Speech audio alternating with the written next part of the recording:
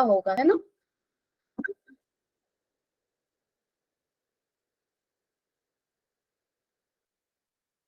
चलो, सो अगर पढ़े हो तो it will be very much helpful here. I hope तुम लोग जरूर पढ़े होगे, थोड़ा बहुत तो पढ़े ही होगे, ठीक है। तो यहाँ पे देखो हम क्या क्या पढ़ने जा रहे हैं। सबसे इंपॉर्टेंट है कि पैरेलल प्लेट कैपेसिटर, जो कि सबसे ज्यादा पढ़ना है, उसके बारे में काफी ज्यादा देखने वाले, ठीक है। अब आगे देखो, व्हाट इज अ कैपेसिटर। तो बेसिकली कैपेसिटर क्या है ना, ये एक तुम्हारा इंसुलेटर नहीं है, ये एक कंडक्टर है, सबसे पहली चीज। तो ये तुम्हारा एक कंडक्टर है या फिर पेयर ऑफ कंडक्टर्स हो सकता है। और जब पेयर ऑफ कंडक्टर्स लेंगे तो उनके बीच का जो स्पेस होगा वो किस चीज से फील्ड होगा, नॉन कंडक्टिंग मटेरियल से फील होगा या फिर वो वैक्यूम होगा, ठीक है। तो कैपेसिटर बेसिकली क्या है, एक कंडक्टिंग थिंग है। ओवर, कैपेसिटर का काम क्या होगा, चार्ज को स्टोर करना, सिंपल, डन। नाउ कैपेसिटर, जैसे देखो यहाँ पे अगर मैं इस यहाँ पे एक एग्जांपल में ले लूं, सपोज कर लो मेरे पास एक कंडक्टिंग सेल है या कंडक्टिंग सॉलिड स्फीयर, ठीक है। दोनों में से कोई एक ले लो, सपोज मैं कंडक्टिंग सॉलिड स्फीयर लेती हूँ।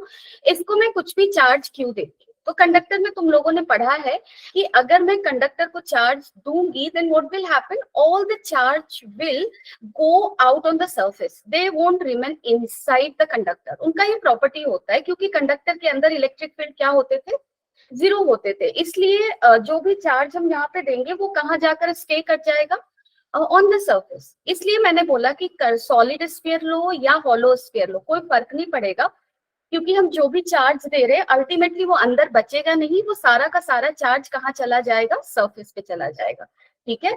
तो यहाँ पे आकर आएगा, डन। अब मैं क्या कर रही हूँ, इसको चार्ज दे रही हूँ। अब देखो क्वेश्चन ये है कि क्या मैं इसको जितना चाहूँ उतना चार्ज दे सकती हूँ या नहीं, डन। तो क्वेश्चन मेरा ये है कि क्या मैं जितना चाहूँ उतना चार्ज दे सकती हूँ, आंसर होगा नो।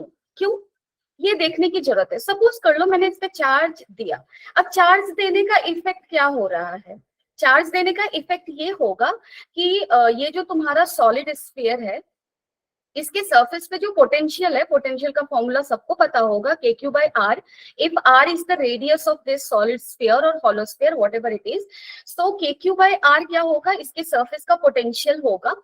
मोर एवर, और क्या होगा, इस रीजन में ये सॉलिड स्फीयर या हॉलो स्फीयर जिस किसी भी रीजन में रखा हुआ है, उस रीजन में तुम्हारा इलेक्ट्रिक फील्ड भी जनरेट होगा। अंदर तो इलेक्ट्रिक फील्ड नहीं होगा अगर ये सॉलिड स्फीयर है, या फिर ये कंडक्टिंग है तो, लेकिन आउटसाइड रीजन में तुम्हें क्या मिलने वाला है, इलेक्ट्रिक फील्ड मिलने वाला है। यानी कि अगर मैं चार्ज दे रही हूँ और इलेक्ट्रिक फील्ड रेडियली आउटवर्ड होगा, ठीक है। तो अगर मैं चार्ज दे रही हूँ यहाँ पे कंडक्टिंग हॉलो स्फीयर को सपोज, तो क्या दो चीजें हो रही है, एक तो कि मेरा कंडक्टर जो है उसके सरफेस का सर्टेन पोटेंशियल हो रहा है, और सराउंडिंग रीजन में इलेक्ट्रिक फील्ड भी है। जैसे जैसे मैं चार्ज के अमाउंट को बढ़ाऊंगी मेरा पोटेंशियल भी बढ़ेगा, और electric field at any point P suppose here will also increase, क्योंकि इलेक्ट्रिक फील्ड का फॉर्मूला क्या होता है, K Q by R square. Q जैसे जैसे बढ़ाओगे इलेक्ट्रिक फील्ड भी क्या होगा, बढ़ेगा। नाउ द क्वेश्चन इज कि इलेक्ट्रिक फील्ड के बढ़ने से इफेक्ट क्या होगा, दैट्स द क्वेश्चन नाउ। तो क्या इफेक्ट होगा, आप लोग मुझे बताओ क्या इफेक्ट होगा। तो देखो मैं यहाँ पे सिंपल ये समझ लेती हूँ, सपोज कि मैंने जो जिस रीजन में मैंने इस कंडक्टिंग हॉलो स्फीयर को रखा है, सपोज कर लो उस रीजन में एयर है, ठीक है। एयर भी इंसुलेटर होता है, तो एयर में ये रखा हुआ है। अब एयर में बहुत सारे एटम्स होंगे, न्यूट्रल न्यूट्रल, है ना। तो सपोज कर लो मैंने एक एटम को पिक कर लिया, कैसा एटम है ये, न्यूट्रल है एयर। यहाँ पे कोई भी एक एटम को पिक करोगे क्या मिलेगा, most probably it will be neutral, right. तो यहाँ पे मैंने एक न्यूट्रल एटम को ले लिया। अब देखो क्या करना है मुझे, न्यूट्रल एटम केमिस्ट्री में चले जाओ, क्या होगा, उसके न्यूक्लियस में, डॉट को अगर मैं न्यूक्लियस से दिखाऊं तो उसके न्यूक्लियस में प्रोटॉन होगा, न्यूट्रॉन होगा, और उसके ऑर्बिट्स होंगे। और ऑर्बिट्स में तुम्हें क्या मिलने वाला है, ऑर्बिट्स में तुम्हें मिलेगा इलेक्ट्रॉन, ठीक है। तो ऑर्बिट्स में मिला इलेक्ट्रॉन। अब ये मैं क्यों कर रही हूँ, तो यहाँ पे देखो जैसे जैसे इलेक्ट्रिक फील्ड बढ़ रहा है, यानी कि जैसे जैसे हम चार्ज का वैल्यू जो दे रहे हैं वो बढ़ रहा है, इलेक्ट्रिक फील्ड बढ़ रहा है। और ये इलेक्ट्रिक फील्ड जो है यहाँ पे भी फील होगा, इस इलेक्ट्रॉन को भी फील होगा, लेकिन ये इलेक्ट्रॉन बॉन्डेड है, फील पहले भी हो रहा है, बॉन्डेड है। इसलिए ये इलेक्ट्रॉन बाहर नहीं आ रहा। लेकिन जस्ट इमेजिन कि जो इलेक्ट्रिक फील्ड है वो काफी स्ट्रांग हो जाए, इतना स्ट्रांग कि वो इस इलेक्ट्रॉन को, रिवॉल्विंग इलेक्ट्रॉन को नॉकआउट कर सके। डन। यानी कि ये एटम क्या हो जाए, आयनाइज हो जाए। तो ऐसा पॉसिबल है। अगर मैंने क्यू के हाई वैल्यू कर दिया और इलेक्ट्रिक फील्ड का वैल्यू इतना हो गया, सपोज कि ये इलेक्ट्रॉन को बाहर ला पा रहा है, it means what will happen, atoms will start getting ionized, so you will have ionized atoms. अब देखो, अगर आयनाइज हो गया एटम्स तो इफेक्ट क्या होगा? अगर इसके सराउंडिंग के एटम्स आयनाइज हो गए तो पॉजिटिव चार्ज क्रिएट होंगे, नेगेटिव चार्ज क्रिएट होगा, क्योंकि यहाँ से इलेक्ट्रॉन बाहर आएगा तो फ्री नेगेटिव चार्ज हो जाएगा और जो बच जाएगा वो पॉजिटिवली चार्ज होगा। तो जो फ्री इलेक्ट्रॉन होगा वो जाकर इसके ऊपर बैठ जाएगा। क्यों इसके ऊपर बैठेगा? क्योंकि इसके ऊपर पहले से पॉजिटिव चार्ज मैंने दिया है, तो ये पॉजिटिव चार्ज इलेक्ट्रॉन को अट्रैक्ट करेगा, इस पे आकर इलेक्ट्रॉन बैठने लगेगा, तो पॉजिटिव नेगेटिव मिलकर क्या होने लगेगा, घटने लगेगा इस पे पॉजिटिव चार्ज का वैल्यू, है ना।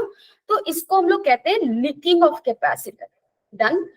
तो हम लोग कैपेसिटर को चार्ज तभी तक देते हैं जब तक इलेक्ट्रिक फील्ड का वैल्यू इतना ना हो जाए कि वो सराउंडिंग के मीडिया को आयनाइज कर दे।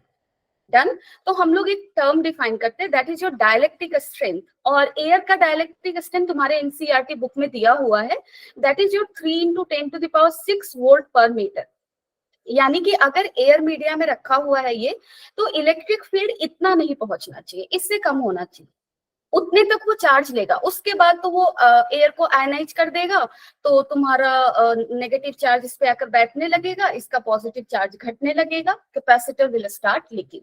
So the conclusion is what? Conclusion ये है कि जितना चाहे उतना चार्ज हम स्टोर नहीं कर सकते, क्योंकि beyond certain limit what will happen, media will get ionised, and if media is getting ionised there is no point of giving any more positive charge to the capacitor, because capacitor will start leaking. That is called leaking of capacitor. ठीक है। तो अगर तुम्हारा जी advance में या जी mains में या NEET में कहीं पे भी अगर लीकिंग ऑफ कैपेसिटर का टर्म है तो दैट इज इट। ओके। सो यहाँ पे लीकिंग ऑफ कैपेसिटर इसलिए मैंने एक छोटा सा टर्म दे दिया है यहाँ पे, अब तुम इसको देख लो, मैंने जो बताया है वही लिखा हुआ है। ठीक है। Done. Now what is our target? तो एक चीज यहाँ पे और मैं डिस्कस करना चाहूंगी कि एक्चुअली क्या होता है ना, हम लोग जनरली कैपेसिटर में क्या पढ़ते हैं, डबल प्लेट पढ़ते हैं, है ना। तुम लोग देखे होगे, एक प्लेट पे पॉजिटिव होता है, एक पे नेगेटिव होता है। ऐसा क्यों करते हैं? दोनों पे पॉजिटिव क्यों नहीं रखते, है ना। तो ऐसा इसलिए करते हैं, जैसे अभी अभी मैंने एग्जांपल दिया था इसका, है ना, इसकी वजह से इलेक्ट्रिक फील्ड जनरेट हो रहा था इस रीजन में, इस डायरेक्शन, है ना। अब सपोज कर लो कि मैंने यहाँ पे एक और स्फेरिकल कंडक्टर ले लिया और इस पे मैंने दे दिया नेगेटिव चार्ज। तो अगर मैंने इस पे नेगेटिव चार्ज दिया, देन स्टोर कर रही हूँ इस पे नेगेटिव चार्ज, तो इसकी वजह से जो इलेक्ट्रिक फील्ड होगा वो इस डायरेक्शन में होगा। यानी कि ओवरऑल जो इलेक्ट्रिक फील्ड इस रीजन में है उसका टेंडेंसी क्या होगा, मतलब वो घटेगा ना, ओवरऑल वो क्या होगा, घटेगा। तो इस केस में हम लोग ज्यादा से ज्यादा चार्ज स्टोर कर पाएंगे, क्योंकि पॉजिटिव चार्ज का जो इलेक्ट्रिक फील्ड है उसको कहीं ना कहीं कम करने के लिए नेगेटिव चार्ज का इलेक्ट्रिक फील्ड प्रेजेंट है। तो अगर मेरे पास दो पेयर ऑफ कंडक्टर है सच दैट एक पे मैं पॉजिटिव रख रही हूँ दूसरे पे नेगेटिव, तो ये मेरे लिए फेवरेबल कंडीशन होगा, मैं ज्यादा से ज्यादा चार्ज पॉजिटिव या नेगेटिव दोनों ही रख पाऊंगी। ठीक है। तो इसलिए हम लोग जो कैपेसिटर आगे पढ़ेंगे उसमें जनरली हम लोग देखेंगे एक प्लेट पे पॉजिटिव चार्ज होगा दूसरे पे नेगेटिव होगा। क्यों नेगेटिव होगा, you can understand it now better. Okay. किसी को डाउट हो तो you can let me know. Anyone having any doubt? Let me know, please, if you have any.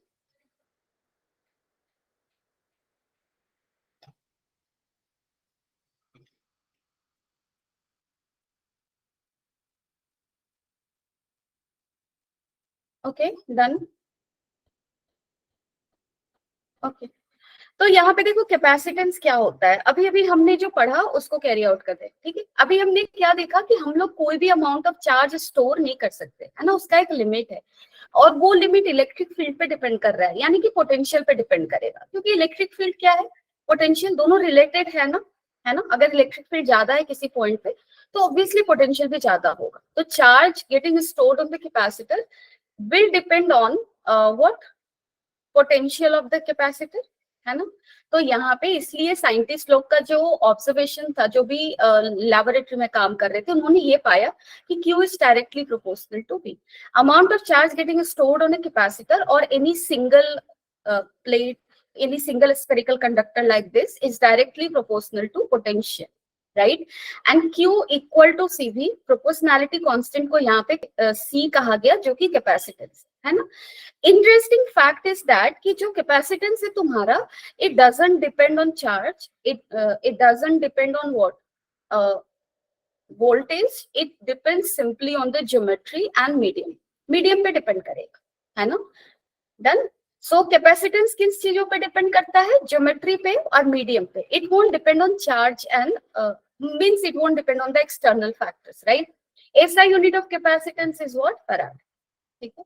मैंने होमवर्क में क्वेश्चन दिया है कि फैराड का एसआई डायमेंशन निकालो, ठीक है, तो ये तुम लोग जरूर निकाल लेना। Over. Now spherical capacitor, let's come to this. अब देखो हमारे पास डिफरेंट तरह के कैपेसिटर मिल सकते हैं हमें क्वेश्चंस में। तो स्फेरिकल कैपेसिटर क्या है, ये दो डायग्राम मैंने क्यों बनाया है, तो बेसिकली दो डायग्राम मैंने इसलिए बनाया है कि तुम सॉलिड स्फीयर भी ले सकते हो, हॉलो स्फीयर भी ले सकते हो, कुछ भी लो असर नहीं पड़ेगा, क्योंकि वो कंडक्टर है। कंडक्टर पे चार्ज देंगे, अंदर रहेगा नहीं, सारा का सारा सरफेस पे जाएगा। तो अगर सॉलिड स्फीयर भी लेते हो तो वो चार्ज के लिए इस तरह से बिहेव करेगा कि अंदर कोई स्पेस नहीं, उसके पास अंदर खाली स्पेस है, कुछ रखने का स्पेस नहीं। डन। ओवर। सो यहाँ पे देखो मैंने कोई भी एक डायग्राम को लेकर चलते हैं। तो सपोज करो मैं इस डायग्राम को लेकर चलती हूँ। यहाँ पे मैंने क्या लिया है, दो स्फेरिकल प्लेट्स लिए हैं, एक ए है, दूसरा बी है। ए का रेडियस ए मान लो और बी का रेडियस बी मान लो, ठीक है।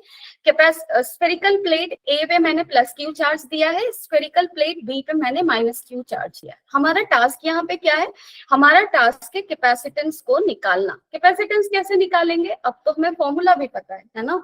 और हमारा फॉर्मूला क्या होता है कैपेसिटेंस का, Q इक्वल टू CV, ठीक है। तो अगर हम लोग ये पता कर पाए, V को अगर हम पता कर पाए, क्योंकि Q तो ऑलरेडी गिवन है कि मैंने चार्ज Q दिया है, दैट इज गिवन। अगर मैं पता कर पाऊं कि V क्या है, V यहाँ पे क्या होगा, सिंस यहाँ पे दो प्लेट है तो V हमारा होगा potential difference between two plates. तो प्लस चार्ज जिसके पास है उसका पोटेंशियल हाई होगा, जिसके पास नेगेटिव चार्ज है उसका पोटेंशियल क्या होगा, लो होगा। डन। तो हम लोग पोटेंशियल डिफरेंस निकालने की कोशिश करेंगे। इसका दो ही तरीका है। पहला तो ये कि अगर तुम्हें ज्योमेट्री देखकर क्लियरली समझ में आ रहा है कि पहले प्लेट का पोटेंशियल क्या होगा, दूसरे का क्या होगा, तो सिंपल है, निकाल लो और डिफरेंस बता दो, ठीक है। एंड सेकेंड थिंग, अगर ज्योमेट्री देखकर तुम्हें उसका फॉर्मूला नहीं समझ में आ रहा कि उसके पोटेंशियल का फॉर्मूला क्या होता है, तो क्या करोगे, तब हम लोग एक काम करेंगे कि इन दो प्लेट्स के बीच के स्पेस में कोई भी एक पॉइंट ले लेंगे, ठीक है। सपोज P पॉइंट ले लिया और इस पॉइंट पे हम लोग क्या निकालेंगे, इलेक्ट्रिक फील्ड का फॉर्मूला लिख डालेंगे, ठीक है। तो इलेक्ट्रिक फील्ड का फॉर्मूला लिखेंगे और इलेक्ट्रिक फील्ड से पोटेंशियल डिफरेंस निकाल सकते हैं ना, क्योंकि हमने पढ़ा है dV equal to E dot dl, पढ़ा है ना, dV equal to minus E dot dl। Over. लेकिन यहाँ पे उसकी जरूरत नहीं है, यहाँ पे तो सिंपल है, हमें फॉर्मूला पता है, क्योंकि हमने पढ़ा है कि अगर कंडक्टिंग सॉलिड स्फीयर पे चार्ज प्लस क्यू है तो उसके सरफेस पे पोटेंशियल कितना होगा। चलो ए का पोटेंशियल निकालते हैं। तो ए का पोटेंशियल कितना होने वाला है, बिकॉज ऑफ चार्ज ऑन ए, पहले वो लिखते हैं, तो वो हो जाएगा तुम्हारा KQ बाई ए, है ना। And because of charge on B, what will be the potential on the surface of A.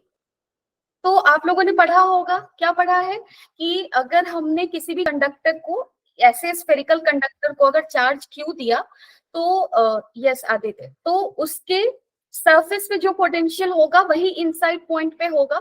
तो B के सरफेस पे कितना पोटेंशियल होगा because of charge on B, that will be minus KQ by B, है ना। तो inside किसी point पे भी कितना होगा उसकी वजह से माइनस KQ बाई B, यानी कि इस पॉइंट पे सरफेस A के सरफेस पे potential because of charge on B will be how much, minus, चलो उसको लिखते हैं जल्दी से, it will be minus KQ by B.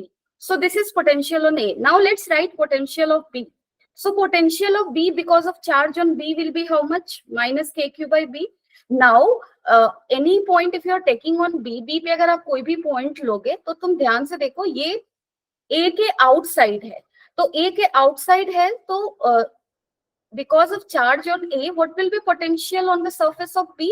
तो तुम लिखोगे K into charge on A divided by distance of that point from the center of A. ठीक है, तो कितना होगा? Plus plus KQ by B. So it will be 0. Potential difference कितना हो गया? VA minus VB. कितना दिख रहा है तुम्हें? KQ B minus A by AB, है ना?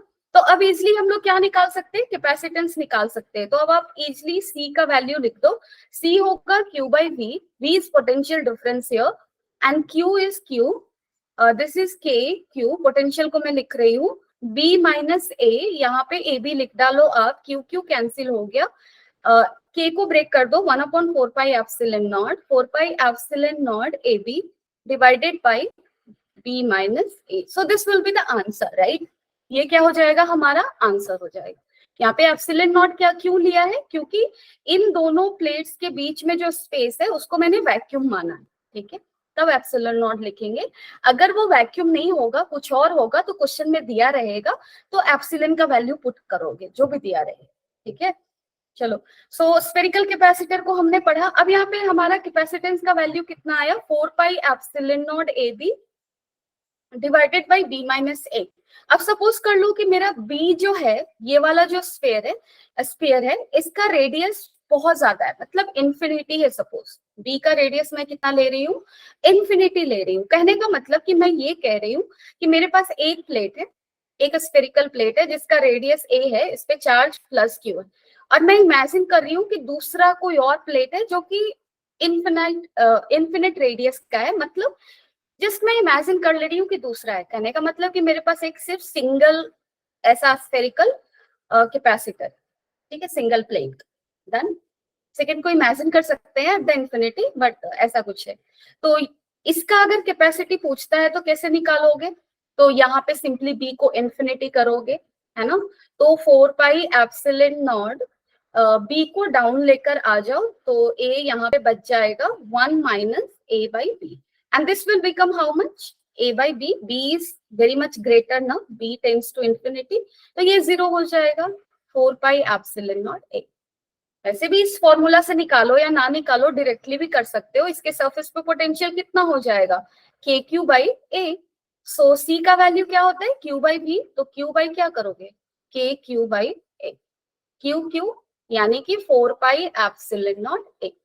So this way you can calculate capacitance. अब देखो, इसका कैपेसिटेंस निकालना है, ये मैं नहीं निकालूंगी, ये तुम लोग होमवर्क में करोगे। होमवर्क में मैंने ऐड किया है इस क्वेश्चन को। सो यहाँ पे बस मैं एक चीज हिंट देती हूँ कि जैसे देख लो, यहाँ पे क्या दिख रहा है? तुमने ऐसा कोई फॉर्मूला नहीं पढ़ा होगा कि अगर एक सिलेंडर है, उसके सरफेस पे अगर प्लस क्यू चार्ज है कर्व सरफेस पे, तो उसके सरफेस का पोटेंशियल क्या होगा। कोई फॉर्मूला नहीं पढ़ा है ना तुमने।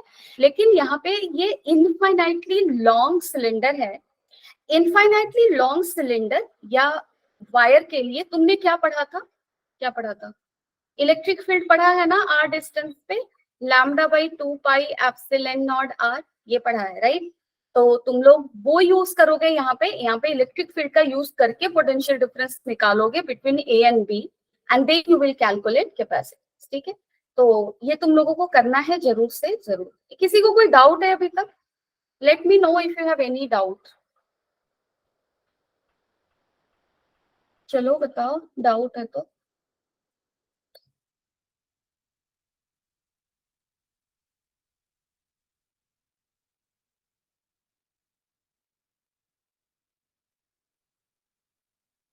Yes, any doubt, anyone?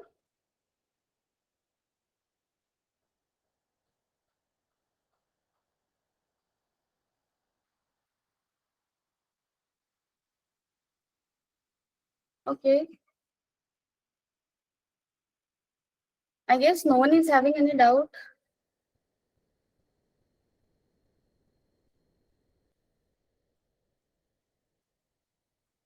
Aditya, yes. Here you need to integrate. Yes. Integration करने की जरूरत है, राइट। Anyone, any doubt? क्या हुआ, सब सो रहे हो? बस मैं बोलते जा रही हूँ, तुम लोग सो रहे हो क्या? कोई कुछ बोल नहीं रहा, क्या हुआ?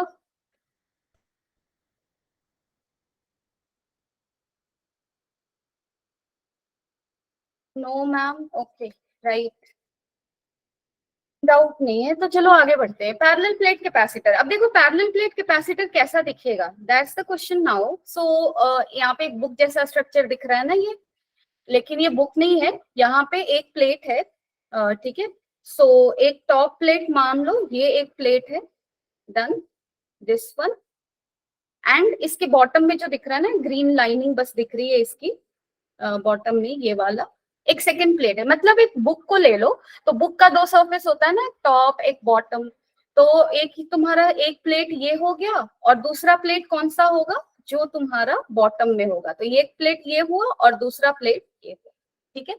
एक पे हम पॉजिटिव चार्ज डालेंगे, दूसरे पे क्या डालेंगे, नेगेटिव, है ना, पॉजिटिव और नेगेटिव।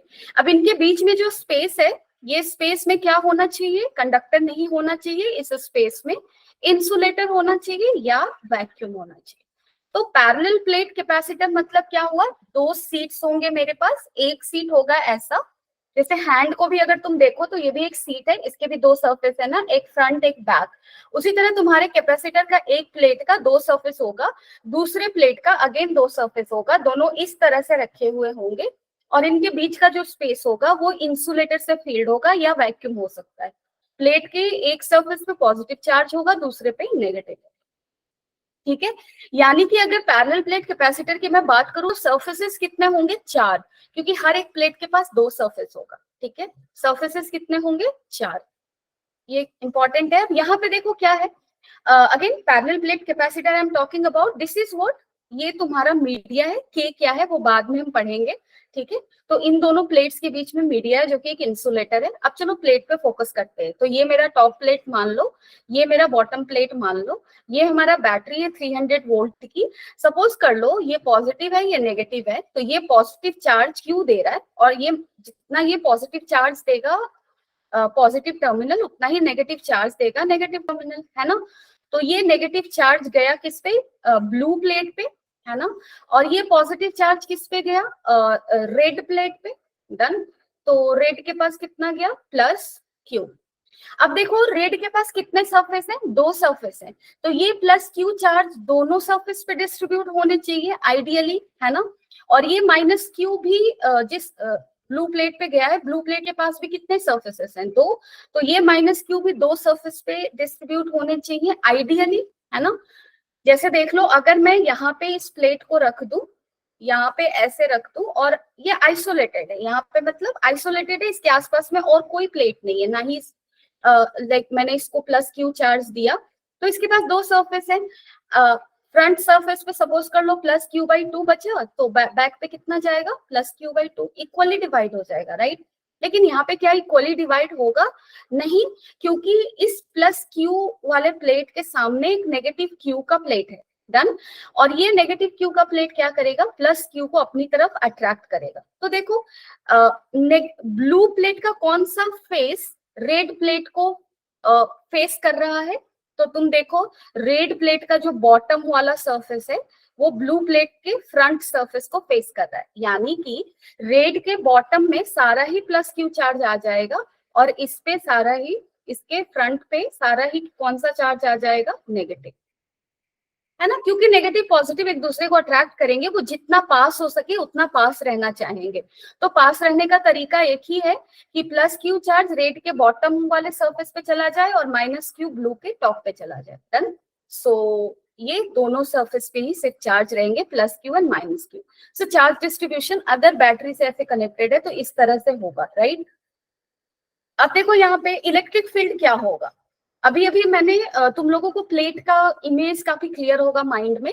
तो प्लेट कैसा है, सीट की तरह है ना, इस पे प्लस चार्ज ऐसा था, है ना, और ये प्लस चार्ज सिर्फ एक सरफेस पे, है ना, that is also clear, should be clear in your head. तो मैं उसी प्लेट की बात यहाँ पे कर रही हूँ। अब अगर मुझे इसके बीच में कहीं पे भी इलेक्ट्रिक फील्ड निकालना है, यहाँ निकालना है, सपोज पी पॉइंट पे, क्यू पॉइंट पे और आर पॉइंट पे निकालना है, कैसे निकालूंगी? तो पहले तुम लोगों को मैंने पढ़ाया था कि अगर मेरे पास एक कंडक्टिंग या नॉन कंडक्टिंग सीट है, मैंने दो चीजें बताई थी। तो जो कंडक्टिंग सीट होता है उसका कैरेक्टरिस्टिक क्या होता है? उसका कैरेक्टरिस्टिक ये होता है कि उसके दोनों सरफेस पे चार्ज होता है, ठीक है। कंडक्टिंग सीट मतलब जो कंडक्टर हो, लेकिन सिर्फ कंडक्टर होना काफी नहीं है। कंडक्टिंग सीट का कैरेक्टरिस्टिक क्या है कि उसके दोनों सरफेसेस पे चार्ज डिस्ट्रीब्यूटेड होंगे। तो देखो, अगर मेरे पास ये कंडक्टिंग सीट है, अगर मैंने इसको चार्ज क्यू दिया तो इधर भी चार्ज होंगे, इधर भी। यहाँ पे जो हमने प्लेट लिया है, कैपेसिटर है, obviously these are conductor, these are what, conductor. लेकिन अभी अभी मैंने तुम लोगों को दिखाया कि जो रेड प्लेट है उसके टॉप सरफेस पे कोई चार्ज नहीं बचेगा, सारा का सारा चार्ज किधर होगा? रेड के बॉटम में होगा। यानी कि है तो ये कंडक्टर, लेकिन यहाँ पे चार्ज सिर्फ एक सरफेस पे रह रहा है ना। तो ये नॉन कंडक्टिंग सीट की तरह बिहेव कर रहा है। डन। और तुम लोगों ने फॉर्मूला पढ़ा होगा कि नॉन कंडक्टिंग सीट की वजह से कोई भी डिस्टेंस पे इलेक्ट्रिक फील्ड का वैल्यू कितना होता है? इलेक्ट्रिक फील्ड होता है sigma by 2 epsilon. Again confuse नहीं होना है, यहाँ पे ये कंडक्टर है, ये प्लेट जो है वो कंडक्टर है, लेकिन मैं इसको नॉन कंडक्टिंग सीट से क्यों कंपेयर कर रही हूँ? क्योंकि इसके सिर्फ एक सरफेस पे चार्ज डिस्ट्रीब्यूटेड है, right. And that is why यहाँ पे जो फॉर्मूला मैं यूज करूंगी वो नॉन कंडक्टिंग सीट के इलेक्ट्रिक फील्ड का यूज करूंगी, राइट। तो अब यहाँ पे देखो, अब फॉर्मूला का वैल्यू पुट कर दो। पी पॉइंट पे अगर मैं इलेक्ट्रिक फील्ड का वैल्यू रखूं प्लस क्यू की वजह से, तो इलेक्ट्रिक फील्ड ऐसे बाहर की तरफ आएगा और वैल्यू कितना होगा? Sigma by 2 epsilon naught. Because of negative plate potential sorry electric field at point P कितना होगा? इस डायरेक्शन में होगा, क्योंकि इलेक्ट्रिक फील्ड एंड करेगा नेगेटिव सरफेस पे। अगेन मैग्नीट्यूड कितना होगा? Sigma by 2 epsilon. तो electric field at point P कितना मिल रहा है मुझे? Sigma by 2 epsilon naught plus sigma by 2 epsilon naught. Sigma क्या है यहाँ पे? Surface charge density. तो अगर इसका सरफेस एरिया, अगर इसका एरिया ए है, इस पे चार्ज क्यू है, तो मेरा सिग्मा यहाँ पे क्या है? क्यू बाई ए। ठीक है, sigma by 2 epsilon naught plus sigma by 2 epsilon not, तो यहाँ पे sigma by epsilon not electric field at point P. अब तुम क्यू और आर पे निकाल कर देख लो तो कितना होगा, बताओ। कोई बता सकता है मुझे क्यू और आर पे कितना होगा? कोई भी एक पॉइंट पे जल्दी से बताओ तो, जल्दी से, without doing any late, without consuming any excess time.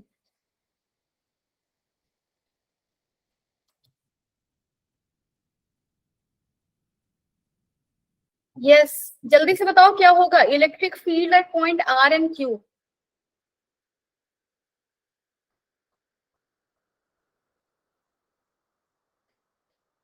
Yes, Aditya, Kaushik, yes, zero होने वाला है। क्यों? क्योंकि नेगेटिव चार्ज की वजह से इलेक्ट्रिक फील्ड इधर होगा, पॉजिटिव चार्ज के लिए इलेक्ट्रिक फील्ड इधर होगा। डायरेक्शन ऑपोजिट है, मैग्नीट्यूड सेम है, क्योंकि magnitude is not depending on the distance, right. So electric field यहाँ पे क्या होने वाला है? जीरो। इधर भी इलेक्ट्रिक फील्ड चेक कर लेना, जीरो आएगा। So outside the parallel plate capacitors electric field will be what? It will be zero, and inside it will be sigma by epsilon naught. Direction will be from positive plate to the negative plate, right? And if the separation between plate is d, then electric potential difference का value क्या होगा? तो potential difference का formula तुमने पढ़ा है, V equal to minus E dot dl, ऐसा कुछ पढ़ा है ना तुमने? potential difference, done. तो इस रीजन में इलेक्ट्रिक फील्ड इधर है ना। डिस्टेंस की बात भी हम इधर कर रहे हैं, तो दोनों के बीच का एंगल क्या हो गया? इलेक्ट्रिक फील्ड और डिस्टेंस जीरो हो गया। और अगर मैं डीवी का मैग्नीट्यूड लिखूं तो क्या लिखूंगी मैं लिखूंगी E इंटू डीएल, कितना है? D into cos zero. तो मेरा क्या आएगा आंसर? ईडी, यानी कि sigma by epsilon naught into D. So this is just terms ना, ये हमें करना है। कैपेसिटेंस अब तो बहुत इजी है, Q equal to C V, Q C V का वैल्यू कितना आया? अभी अभी आया ना, sigma by epsilon naught into D. तो sigma by epsilon naught into D, sigma को आप क्या करो? ब्रेक कर दो, ठीक है। सो Q इक्वल टू क्या लिखोगे? Q by A epsilon not D अब आप इसको तोड़ दो, जो भी कट रहा है काट दो, epsilon not A by D. So this is the capacitance. Its SI unit is farad, right? चलो, फोर्स बिटवीन द प्लेट्स. अब देखो, फोर्स निकालने में बहुत बार बच्चे कंफ्यूज करते हैं. कंफ्यूजन ये करते हैं कि बेसिक चीज को नहीं समझते. तो बेसिक क्या है, जैसे तुम्हें अगर कोई भी एक प्लस क्यू डैश चार्ज दिया हुआ है सपोज, और बोला गया कि यहाँ पे अगर मैं स्मॉल क्यू चार्ज को लाऊं तो उस पे फोर्स क्या लगेगा, क्या फोर्स लगेगा, तुम ये देखोगे कि क्यू डैश की वजह से यहाँ पे इलेक्ट्रिक फील्ड क्या है, यही देखोगे ना. तो क्या लिखोगे, K Q dash by R square. अगर ये डिस्टेंस आर है तो फोर्स क्या लिखोगे, electric field due to Q dash into charge, है ना. तो चार्ज ऑन क्यू निकालना है, स्मॉल क्यू. तो हम क्या किए, हमने ये किया कि जो हमारा क्यू डैश चार्ज है उसकी वजह से यहाँ पे हमने इलेक्ट्रिक फील्ड का वैल्यू लिख लिया. उसके बाद हमने फोर्स को that electric field into Q किया. सिमिलरली अगर मुझे सपोज करो इस पे फोर्स निकालना है, नेगेटिव प्लेट पे फोर्स निकालना है बिकॉज ऑफ पॉजिटिव प्लेट, तो हम लोग क्या करेंगे, हम लोग करेंगे ये कि देखेंगे कि पॉजिटिव प्लेट की वजह से नेगेटिव प्लेट के पास इलेक्ट्रिक फील्ड कितना होगा. तो कितना होगा इलेक्ट्रिक फील्ड का value, because of positive plate only. I am not talking about electric field between the plates of capacitor. मैं बात कर रही हूँ एक प्लेट की वजह से, प्लस क्यू चार्ज वाले प्लेट की वजह से, माइनस क्यू चार्ज वाले रीजन प्लेट पे इलेक्ट्रिक फील्ड का वैल्यू क्या होगा. तो क्या होगा वो value, sigma by 2 epsilon not, है ना. तो फोर्स कितना होगा, charge on negative plate, magnitude में लिख रही हूँ Q इंटू E, यानी कि sigma by 2 epsilon. This will be the force. और फोर्स अट्रैक्टिव होगा क्योंकि ये पॉजिटिव चार्ज है, ये नेगेटिव है. इसका मैग्नीट्यूड अगर Q को, सिग्मा को ब्रेक करोगे तो क्या हो जाएगा, Q square by 2A epsilon, क्योंकि सिग्मा को क्या लिखोगे तो Q बाई A. तो force acting between this two plates will be sigma by 2 epsilon naught into Q, ना कि sigma by epsilon naught into Q. ये नहीं करोगे, ठीक है, करोगे कुछ ऐसा. Done, clear, anyone, any doubt.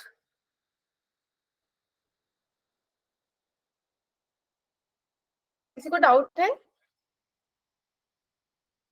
If not then I will move ahead. अब देखो, energy stored in the capacitor हमें पढ़ना है. तो एनर्जी स्टोर्ड इन कैपेसिटर हम कैसे निकालेंगे, सिंपल सी चीज है.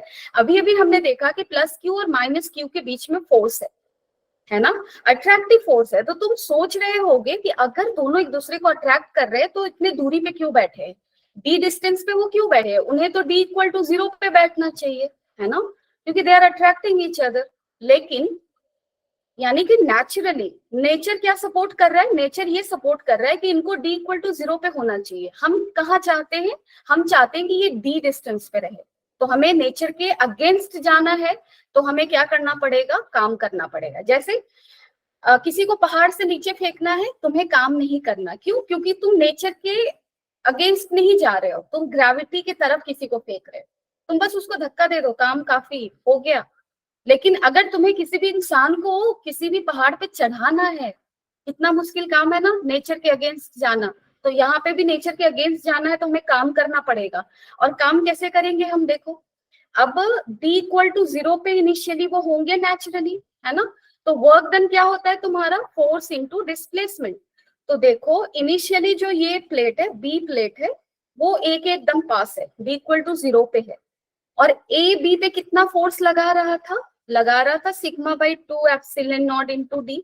तो मैं ये देखो, ये जो प्लेट है वो इसको इधर की तरफ अट्रैक्ट कर रहा है ना.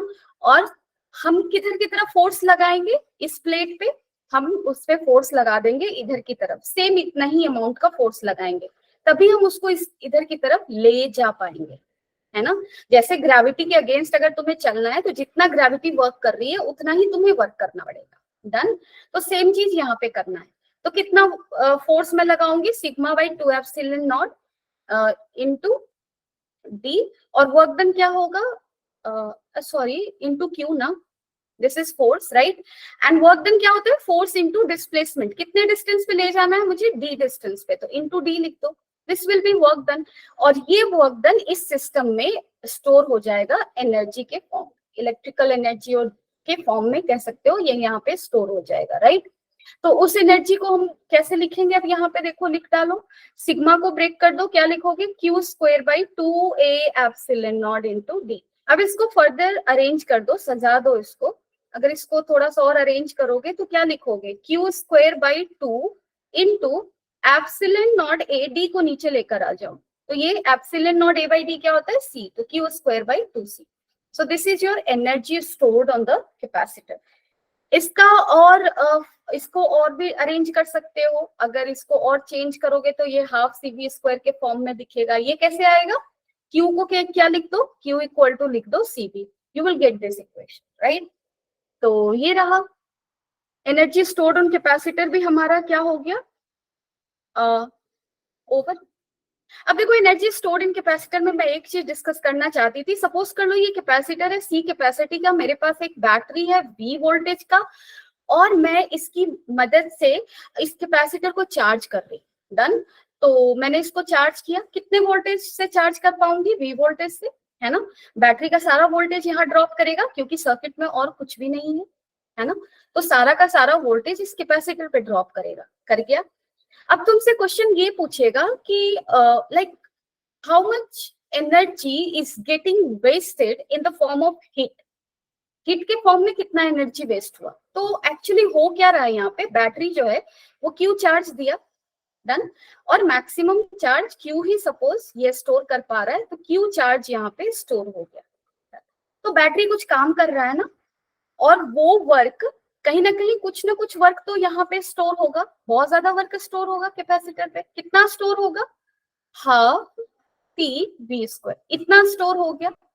तो कैसे निकालोगे कि कितना एनर्जी वेस्ट हुआ? तो उसके लिए मुझे ये देखना पड़ेगा कि ये जो बैटरी है वो कितना वर्क कर रहा है, और उसका कितना कैपेसिटर पे स्टोर हुआ और कितना वेस्ट हो गया।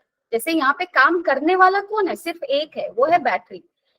वो काम लेने वाला कौन है?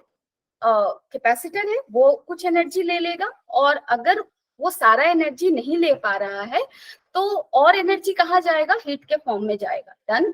तो देखो, सबसे पहले ये देख लो कि बैटरी कितना काम करेगा। तो हमेशा याद रखना कि अगर बैटरी क्यू चार्ज रिलीज कर रहा है और उसका पोटेंशियल अगर वी है, तो वर्क डन बाय बैटरी को क्या लिखते हैं हम लोग? क्यू वी लिखते हैं। ठीक है। So work getting done by battery कितना है यहाँ पे? Q V. Work stored on capacitor कितना है? Half C V square. तो एक काम करो, सी को यहाँ पे ब्रेक कर दो। सी, क्यू को क्या लिख सकते हो? सी वी। सी को क्या लिख सकते हो? Q by V. तो यहाँ पे एक काम करो, इसको क्यू बाई वी लिखो इंटू वी स्क्वायर। तो क्या दिख रहा है मुझे? Q V by 2। यानी कि बैटरी ने क्यू वी वर्क किया, कैपेसिटर पे कितना स्टोर हुआ? Q V by 2। बैटरी का कितना अमाउंट ऑफ वर्क अभी भी बचा हुआ है? तो रेस्ट वर्क जो दिख रहा है मुझे, वो कितना बचा हुआ है? Energy Q V minus Q V by 2। तो ये रेस्ट तुम्हारा कहाँ जाएगा? हीट के फॉर्म में रिलीज होगा। ठीक है। So this is all, right? किसी को कोई डाउट है यहाँ तक? है तो बताओ मुझे।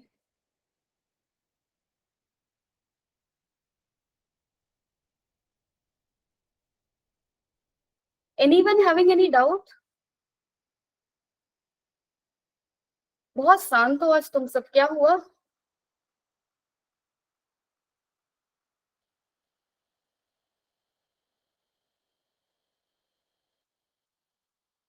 ओके, नो नो नो, ठीक है, नथिंग, ओके, चलो ठीक है। नहीं, स्लो लगता है तुम लोगों के चैट पढ़ने में, है ना? चलो, तो अब हम लोग काफी इंटरेस्टिंग चीज करने वाले हैं, that is your find the capacitance. Done. हमारे पास सपोज कर लो प्लेट कुछ ऐसा है, एक पे दिया हुआ है चार्ज क्यू। अभी तक तो काफी सिंपल सिंपल था। एक positive terminal of battery plus Q दिया, नेगेटिव टर्मिनल माइनस क्यू दिया, दोनों पे plus Q minus Q, facing surfaces पे रह गया। हमने चार्ज ऑन कैपेसिटर को क्यू मान लिया, है ना? यहाँ पे भी देखो दो प्लेट है, लेकिन ये कुछ ऐसा दिख रहा है। इस प्लेट पे टोटल चार्ज क्या है? क्यू है। इस प्लेट पे टोटल चार्ज कितना है? -3 क्यू है। तुमसे क्वेश्चन पूछा है इसका कैपेसिटेंस निकालो। तो कैपेसिटेंस निकालने के लिए सबसे पहली चीज जो हमें पता होनी चाहिए वो क्या है? सबसे पहले तो फॉर्मूला हमें पता है कि Q equal to C V, है ना? अब यहाँ पे डबल कंफ्यूजन है। डबल कंफ्यूजन ये है कि यहाँ पे जो तुम्हारा क्या है, Q का वैल्यू है वो फेसिंग सरफेसेस पे क्या होगा, सबसे पहला काम हमारा ये होगा। तो क्या होगा बताओ मुझे, क्या लिखोगे? मतलब पहले प्लेट को अगर मैं ऐसे दिखाऊं तो इसके पास भी दो सरफेस है ना, एक लेफ्ट और एक टुवर्ड्स लेफ्ट, एक टुवर्ड्स राइट, दो सरफेस है, एक ये है, ये है ना। इस पे भी सपोज कर लो मैंने इसको सरफेस 1 मान लिया, इसको 2 मान लिया, इसको 3 मान लिया, इसको 4 मान लिया। तो अब देखो यहाँ पे ऐसा तो नहीं है कि एक पे चार्ज क्यू है दूसरे पे माइनस क्यू है, कि सारा चार्ज 1 और 3 सरफेस पे रहेगा, है ना, ऐसा नहीं है। इस पे क्यू है, इस पे -3 क्यू। डन। तो अब क्या करेंगे, कैसे कैसे चार्ज को डिस्ट्रीब्यूट करेंगे, that is the question here. तो कैसे डिस्ट्रीब्यूट करने वाले हैं हम लोग चार्ज को? तो देखो इसका लॉजिक तो काफी ये है कि हम लोग जैसे शॉर्टकट में बता सकती हूँ, लेकिन अगर कॉन्सेप्ट जानना चाहते हो तो कॉन्सेप्ट इसका ये होता है कि हम लोग प्लेट के अंदर में किसी भी एक पॉइंट को ले लेते, जैसे यहाँ पे एक पॉइंट ले, ठीक है, पी बुला लो, क्योंकि ये कैपेसिटर है ना, और कैपेसिटर में चीजें क्या होती है, कंडक्टिंग होती है, तो ये प्लेट कंडक्टर है। तो कंडक्टर के अंदर मैंने पॉइंट पी ले लिया, तो इस पॉइंट पे इलेक्ट्रिक फील्ड मेरा क्या होगा, 0।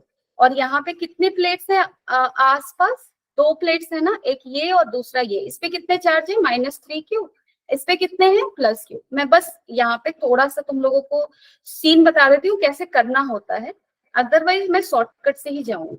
Done. But you should know the concept, that is why I am explaining it here. तो एक काम करो, 1 सरफेस पे मान लो Q1 चार्ज है, 2 पे मान लो Q2 चार्ज है, ठीक है, और यहाँ पे 3 पे मान लो यहाँ पे Q3 है, और इस पे कितना है, Q4। एक चीज तो क्लियर है कि Q1 + Q2 किसके बराबर होगा, Q। और यहाँ से भी क्लियर है कि Q3 + Q4 किसके बराबर होगा, -3। ये तो हमें पता है, राइट।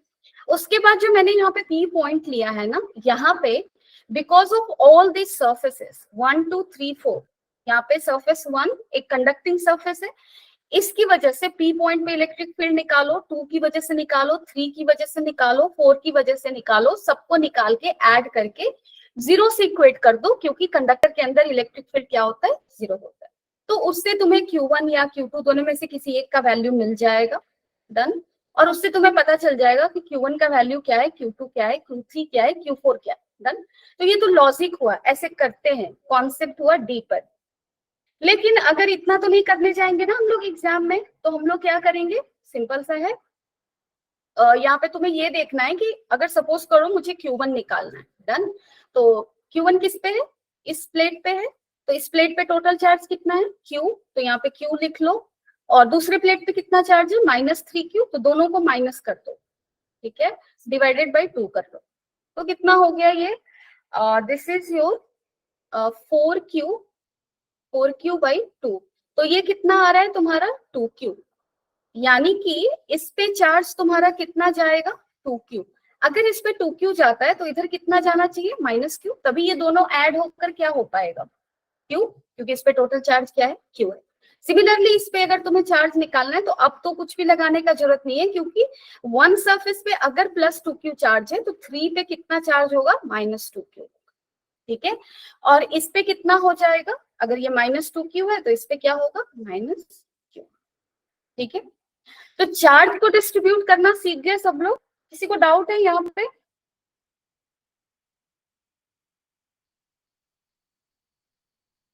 किसी को डाउट है?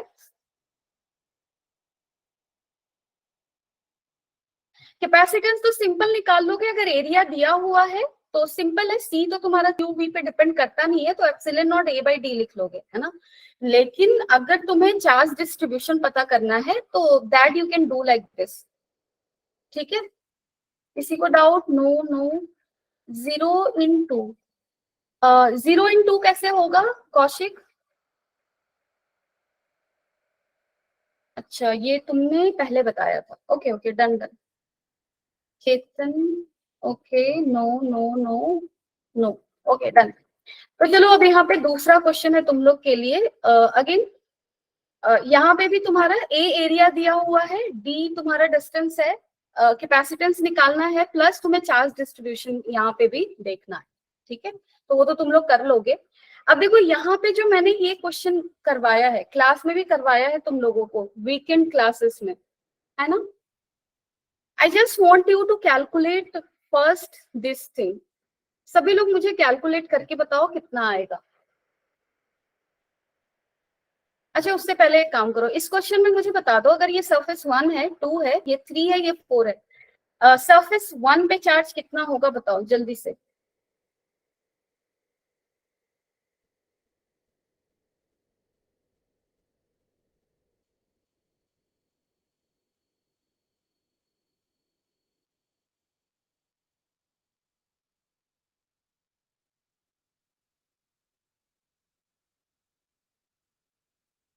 Okay okay okay okay, done. Jiginsa, तुम्हारा गलत है actually. Kaushik, Aditya, you are correct. Hardik, Samriddhi, Chetan, physics toppers, great. नाम चेंज कर लो यार, नाम से बुला सकूं। कैसे करना था, जिसका गलत हुआ है उसके लिए। देखो, सरफेस 1 पे मैंने चार्ज पूछा ना, इस 1 किस प्लेट का पार्ट है, इसका। इस पे टोटल चार्ज कितना है, 2q। तो 2q लिख दो, सामने वाले प्लेट पे जो चार्ज है उसको माइनस कर लो, डिवाइडेड बाई 2 कर लो, q/2। सो इस सरफेस पे कितना चार्ज होगा, q/2। सिंपल। आगे जो भी क्वेश्चन होगा इससे related, you will be able to do it, right. Done. इस क्वेश्चन को जल्दी से करके मुझे बताओ, how much charge flows in the circuit. अच्छा, सबसे पहले मुझे ये बताओ, कितने लोगों को ये क्वेश्चन, ऐसा क्वेश्चन पता है, कितने लोगों को क्लियर है कि मैं ये कर पाऊंगा, कर पाऊंगी। First let me know that.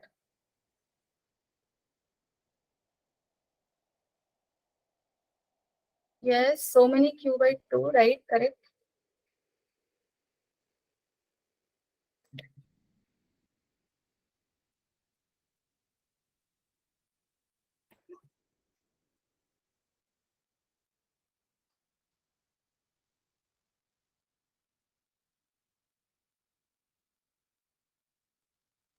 How many of you are having doubt in understanding it? Let me know now fast.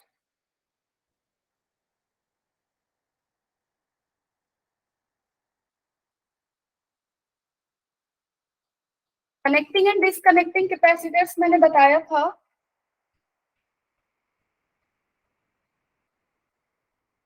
Heat part में डाउट है तुम्हें, okay, that we will discuss, no no problem. देखो, मैंने क्या बताया था तुम लोगों को, मैंने बहुत ही क्लियरली क्लास में डिस्कस किया था कि अगर तुम्हारे पास एक कैपेसिटर है, सपोज कर लो इसकी कैपेसिटी C1 है और ये पोटेंशियल V1 से चार्ज्ड है। डन। यानी कि इस पे चार्ज कितना होगा, C1 V1। ये प्लस प्लेट ले लो, ये माइनस प्लेट ले लो। सपोज कर लो दूसरा भी एक कैपेसिटर है, इसका कैपेसिटी C2 है और ये V2 पोटेंशियल से चार्ज्ड है, और ये प्लेट प्लस है, ये माइनस है। डन। कुछ ऐसा है। अब हमें क्वेश्चन सपोज ये कह रहा है कि इन दोनों के प्लस प्लेट को ज्वाइन कर दो और नेगेटिव प्लेट्स को ज्वाइन कर दो, तो ज्वाइन कर लो। और पूछ रहा है कि ज्वाइन करने के बाद अब इंडिविजुअल चार्जेस पे पोटेंशियल, सॉरी, इंडिविजुअल प्लेट्स पे और इंडिविजुअल कैपेसिटर्स पे पोटेंशियल क्या होगा, और इंडिविजुअल कैपेसिटर्स पे अब चार्ज क्या होगा। ठीक है, पहले फर्स्ट पे कितना चार्ज था, अगर पहले तुम लोग ध्यान से देखो यार, इससे क्वेश्चन आता है, ठीक है। So be careful while I am dealing with this please. मैं इसको डबल डिस्कस कर रही हूँ, इट शुड नॉट हैपन। तो इनिशियली इस पे चार्ज कितना था, C1 V1। इनिशियली इस पे चार्ज कितना था, C2 V2। अब हमने क्या किया, दोनों के प्लस प्लस को कंबाइन कर दिया। कंबाइन करने से क्या होगा, जब भी हम दो कंडक्टर को कनेक्टिंग वायर से कंबाइन करते हैं, कनेक्ट करते हैं, तो क्या होता है एक ही चीज है कि अगर दोनों के बीच का पोटेंशियल डिफरेंस है, तो पोटेंशियल डिफरेंस की वजह से चार्ज फ्लो करेगा from high potential to low potential, right. तो हाई से लो की तरफ फ्लो करेगा। डन। क्लियर है। यानी कि फाइनली इस पे पोटेंशियल V नहीं रहेगा, V1 नहीं रहेगा, और इस पे भी V2 नहीं रहेगा। सपोज कर लो कि मैंने क्वेश्चन में, सपोज कर लो मैं अभी समझाने के लिए ये बोल रही हूँ कि V1 is greater than V2, then what will happen, then high potential से जो तुम्हारा है, हाई पोटेंशियल पे जो चार्ज है वो तुम्हारा किसकी तरफ फ्लो करेगा, लो पोटेंशियल की तरफ, है ना। तो कुछ ऐसे चार्ज का फ्लो होगा, और कब तक फ्लो होगा, जब तक तुम्हारा पोटेंशियल डिफरेंस सेम नहीं हो जाता, जब तक इनके बीच का पोटेंशियल डिफरेंस क्या हो जाता है, सेम नहीं हो जाता। तो सपोज कर लो सेम पोटेंशियल डिफरेंस V है, यानी कि चार्ज तब तक फ्लो करेगा जब तक दोनों के बीच का पोटेंशियल डिफरेंस क्या हो जाए, 0, यानी कि दोनों पे पोटेंशियल डिफरेंस क्या हो जाएगा, सेम। तो फाइनली कुछ ऐसा होगा, C1 है ये C2। तो फाइनली पहले पे कितना चार्ज हो गया, C1V, दूसरे पे कितना हो गया, C2V।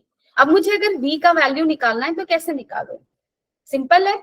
अब देखो ये जो दोनों प्लेट है, मैंने एक बात किया था आइसोलेटेड सिस्टम का, तो ये दोनों प्लेट जो है, दोनों का पॉजिटिव प्लेट को तुम ऐसे साइड करके देखो, तो ये दोनों का पॉजिटिव प्लेट का कॉम्बिनेशन जो है वो किसी बैटरी से कनेक्टेड नहीं है ना। और अगर जब कोई चीज बैटरी से कनेक्टेड नहीं होता है तो हम क्या कहते हैं, वो आइसोलेटेड है। तो यहाँ पे ये जो है वो आइसोलेटेड है, और आइसोलेटेड सिस्टम का चार्ज चेंज नहीं होता। यानी कि इस पे कितना चार्ज था इनिशियली, C1V1, इस पे कितना था, C2V2। तो इनिशियल चार्ज था C1V1 प्लस C2V2 इन दोनों प्लेट्स के कॉम्बिनेशन पे, क्योंकि इसका कॉम्बिनेशन ही आइसोलेटेड है ना। तो फाइनली चार्ज कितना है, C1V प्लस C2V। तो ये दोनों क्या होने चाहिए, इक्वल। तो V का वैल्यू कितना होगा, C1V1 plus C2V2 divided by C1 plus C2। तो दिस इज V, है ना। तो फाइनल चार्ज निकालोगे दोनों पे और देखोगे कि कितने चार्ज में चेंजेस आए, डिफरेंस निकाल लोगे। How much heat is produced in the circuit. तो देखो हीट निकालने का भी सिंपल तरीका है। इनिशियली जो सर्किट है, जैसे इनिशियली ये है, इसका कुछ एनर्जी है, निकालोगे ना, हाफ CV²। इसके पास भी कुछ एनर्जी है, कितना, हाफ CV², ये निकाल लो। तो initial energy of the system, final energy कितना होगा, फाइनली इस पे कितना चार्ज है, कितना वोल्टेज है, V। तो final energy of capacitor first कितना हो जाएगा, हाफ C1V², और इसकी फाइनल एनर्जी कितनी होगी, हाफ C2V²। तो final energy of the system क्या होगा, इन दोनों का समेशन, initial energy of the system, इन दोनों का समेशन। देख लो कितना डिफरेंस आ रहा है ना। जो डिफरेंस होगा उतना ही हीट सर्किट में क्या होगा, प्रोड्यूस होगा। Any doubt anyone. A to B 10 दिख रहा है, ओके।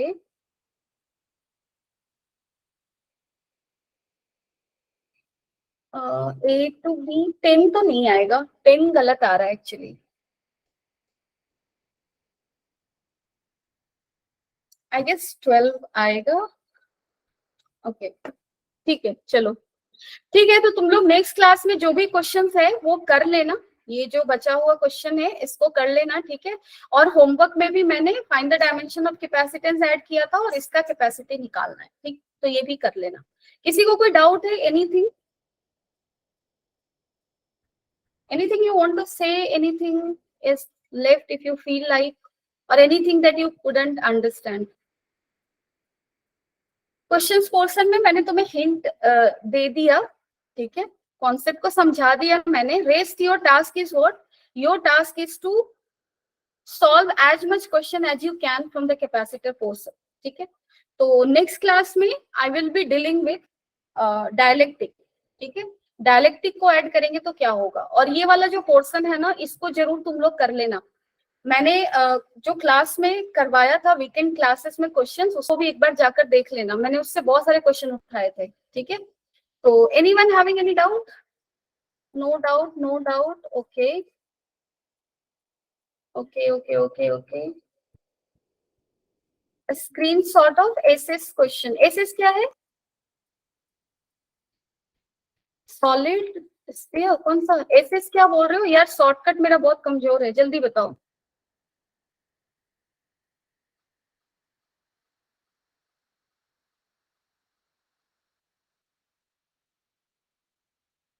अच्छा, एसएस मतलब स्क्रीनशॉट, ओके, डन, स्क्रीनशॉट ले लो जिसका भी लेना है। Okay, okay, okay, done, done, done. So bye. Take care, everyone, and do read a lot and keep on doing questions. ठीक है, क्वेश्चंस को करते रहना है।